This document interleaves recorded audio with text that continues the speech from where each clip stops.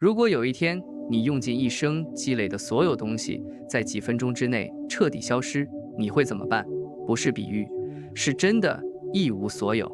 今天这个故事就是从这里开始的。公元前300年左右，地中海沿岸有一位年轻商人，名叫芝诺。他出生在塞浦路斯岛，家族世代从事一种极度稀缺的顶级商品贸易，那就是腓尼基紫染料。这种染料的原料来自一种极其罕见的深海骨螺，每提取1克都需要碾碎数以万计的海螺外壳，整个制作工序繁琐到令人咂舌。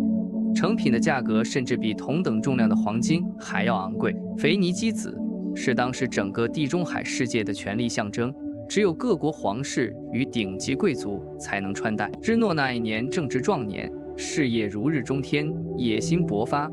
他亲自押送着一整船顶级紫染料，从腓尼基港口出发，目标是雅典的比雷埃夫斯港。那艘船上装载的不仅仅是货物，而是他半生的心血，以及他对未来无限可能的全部押注。如果这次交易顺利落地，他将成为整个地中海贸易圈里最耀眼的巨商之一。然而，命运选择在这个最得意的时刻突然翻脸，一场猝不及防的暴风雨裹挟着排山倒海的惊涛骇浪，直接扑向了这艘满载财富的货船。没有任何缓冲，没有任何预兆，那艘船连同船上所有的货物就这样沉入了冰冷刺骨的海底。芝诺在极短的时间里，从富甲一方的巨商变成了一个身无分文的落魄流浪汉。我们来把自己带入芝诺的处境，认真想一想，你用20年起早贪黑积累的全部身家，在毫无预兆的情况下，被大自然一股蛮力直接扫进了海底。那一刻，你会是什么反应？绝大多数人的第一反应恐怕是崩溃、愤怒、绝望、嚎啕大哭，甚至诅咒命运的不公平。这些情绪在心理学上完全合理，没有任何问题。但芝诺没有崩溃，他失魂落魄地走进了雅典街头的一家书店，随手翻开了一本记录苏格拉底言行的古籍，那是瑟诺芬写的。读着读着，他抬起头问书店老板：“我能在哪里找到像苏格拉底这样的人？”老板指了指正从门口路过的一位哲学家，那是当时著名的犬儒派大师克拉特斯。芝诺当下就跟了上去，从此踏上了一条完全不同的人生路。多年以后，当芝诺功成名就，在雅典集市旁的画廊斯多阿向无数弟子传道授业时，他回顾起那场沉船事故，说了一句令人震惊的话。他说：“当我倾家荡产的那一刻，才是我真正精神启蒙的开始，那是我人生中最幸运的旅途。”斯多葛主义就这样诞生了。它不是在象牙塔里凭空搭建的理论，而是在最彻底的绝望与最残酷的现实里，被一刀一刀淬炼出来的强者心法。很多人一听到斯多葛这个词，脑海里会立刻浮现出一种形象：冷酷、麻木、铁石心肠，受了再大的伤也一声不吭，像个没有情绪的机器人。这个印象是一个极其幼稚的现代误解，而且误解的相当离谱。斯多葛学派从来没有要求任何人去阉割自己的情感，从来没有让人变成木头人。真正的斯多葛主义者同样会焦虑，同样会愤怒，同样会在深夜里被悲伤淹没。他们和普通人的真正区别不在于有没有情绪，而在于情绪来了之后，他们能做什么。普通人被负面情绪拽着鼻子走，陷入无休止的内耗，越转越深，越深越痛。而斯多葛主义者能像一位高明的炼金术士一样，把那些痛苦的体验转化成清醒的理性洞察。斯多葛主义的格局远比所谓的坚强要宏大得多，它是一整套观察世界、理解世界，最终与世界和解的生活方式。它在过去几千年里支撑着无数历史上最顶尖的头脑，度过了各自人生中最黑暗的时刻，而今天它依然可以严丝合缝地嵌入我们的职场困境、婚姻危机与个人成长之中。在斯多葛的世界里，视角就是一切。你眼睛看到的从来不是客观现实，而是经过你大脑过滤、加工再投射出来的主观版本。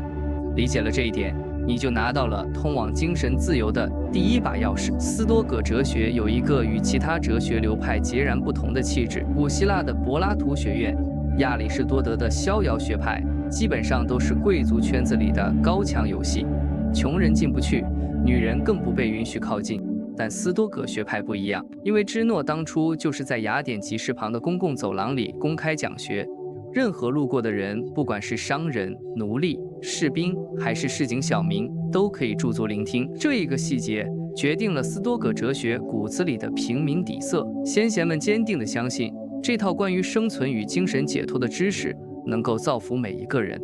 把它锁在皇宫里或者学院的高墙后面，是一种可耻的自私。于是，在斯多葛的旗帜之下，出现了人类历史上一个绝无仅有的奇观：最卑微的奴隶与拥有无上权力的皇帝，竟然共用着同一套精神密码。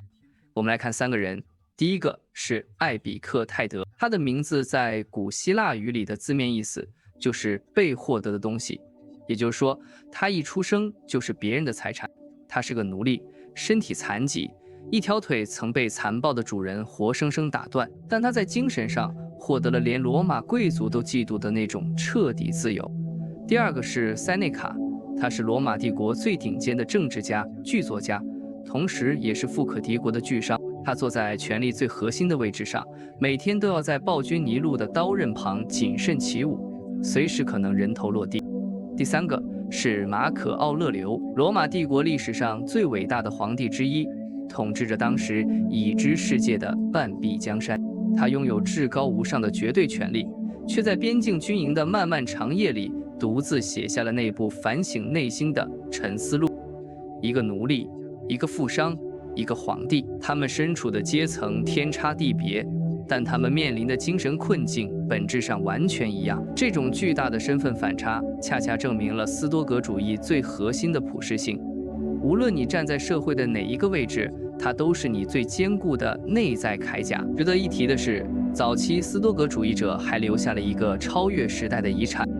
在那个女性根本没有资格触碰哲学的古老年代，斯多葛学派却主动打开大门，鼓励女性来学习。艾比克泰德的老师穆索尼乌斯·鲁弗斯曾留下过一段至今读来仍令人动容的话。他说：“难道只有男人才拥有追求美德的天赋与渴望吗？不，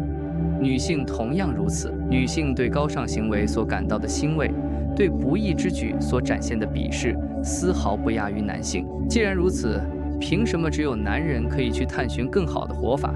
也就是学习哲学，而女人就不行呢？”这种超越2000年时代局限的包容与正义，让斯多葛主义远远超出了一个普通哲学流派的边界，成为了一种真正温暖人心的生活方式。那么，斯多葛主义这套心法到底是怎么运作的？我们来把它拆开来看。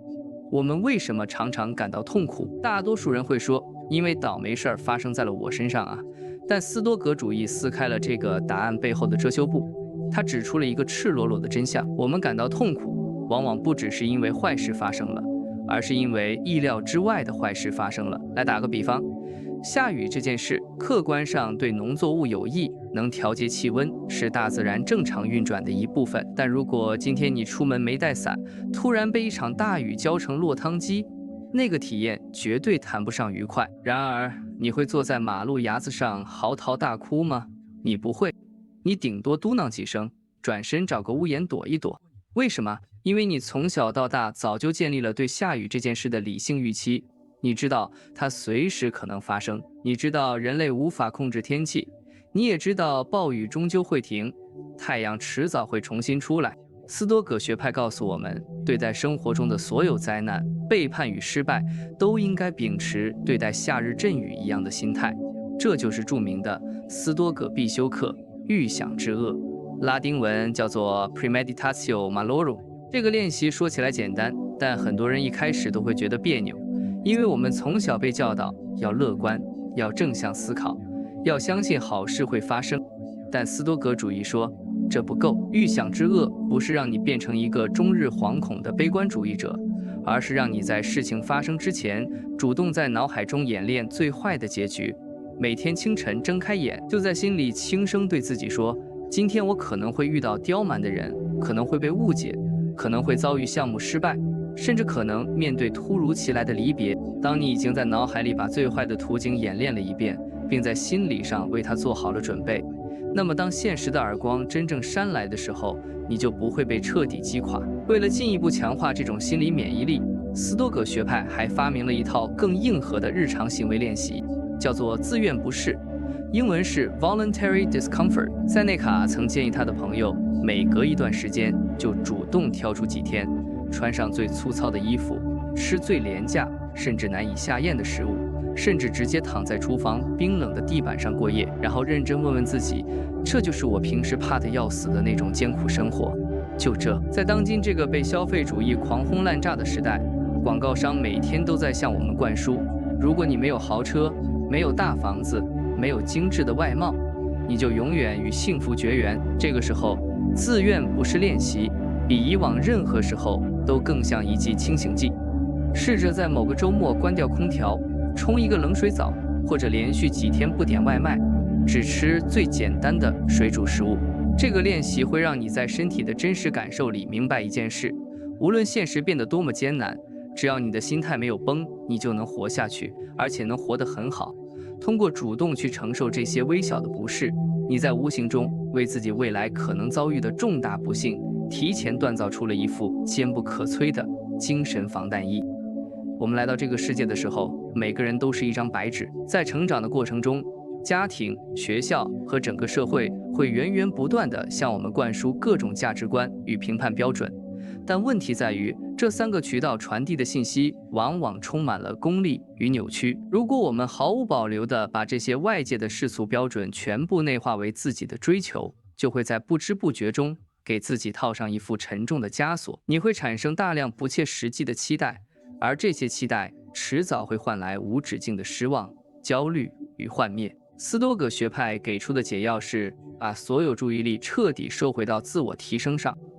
你做一件事，应该仅仅是因为这件事本身是正确的，是高尚的，是对得起你自己内心的。一旦你在行动上附加了任何对外界回报的渴望，或者对名利的依赖，你就已经把失望的绞索悄悄套在了自己脖子上。这就引出了整个斯多葛哲学中最核心、最具颠覆性的第一性原理——控制二分法，英文是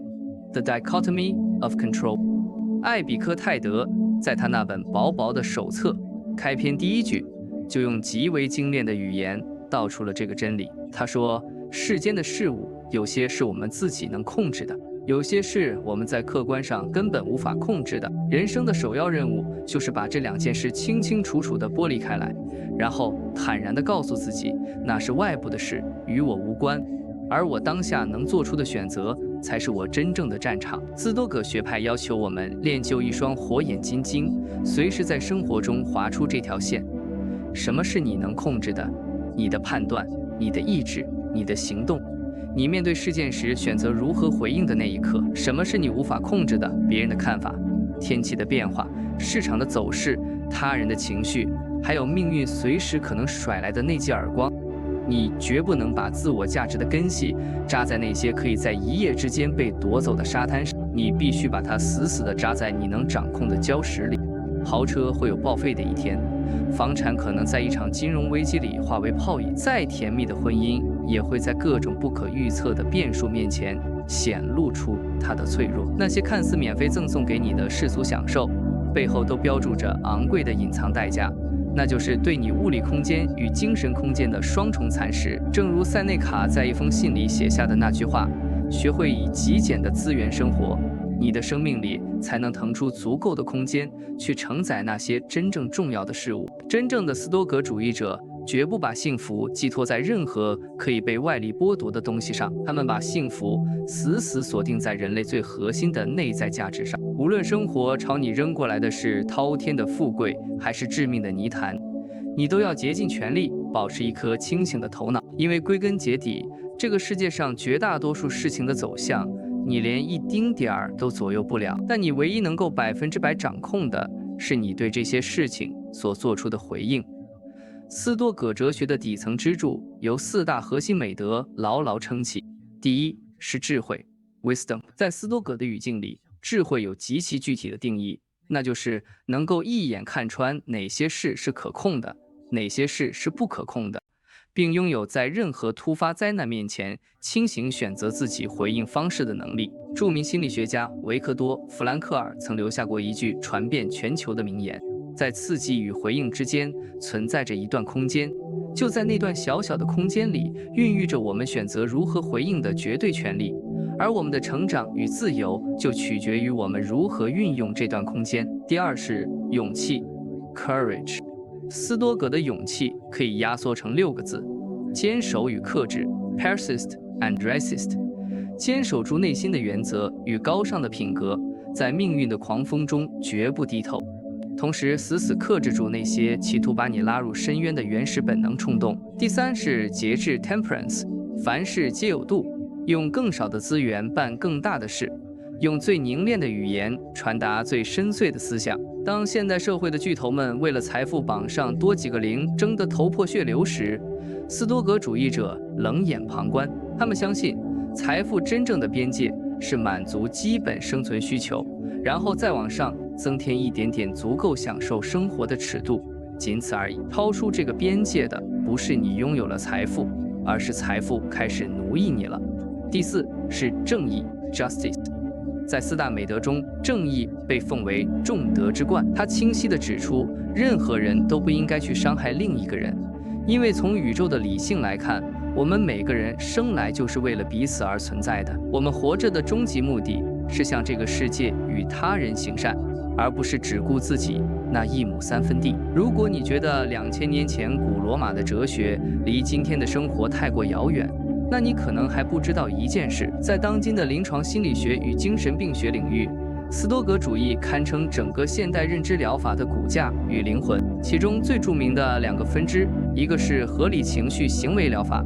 英文缩写是 REBT， 另一个是意义疗法，英文是 Logotherapy。合理情绪行为疗法的核心逻辑直接继承了艾比克泰德的思想脉络。他在临床上专注于帮助患者识别那些潜伏在潜意识深处的扭曲负面思维。当一个人因为遭遇挫折而陷入极度焦虑与抑郁时，治疗师会引导他用严密的逻辑去拷问这些念头：我的人生真的彻底完蛋了吗？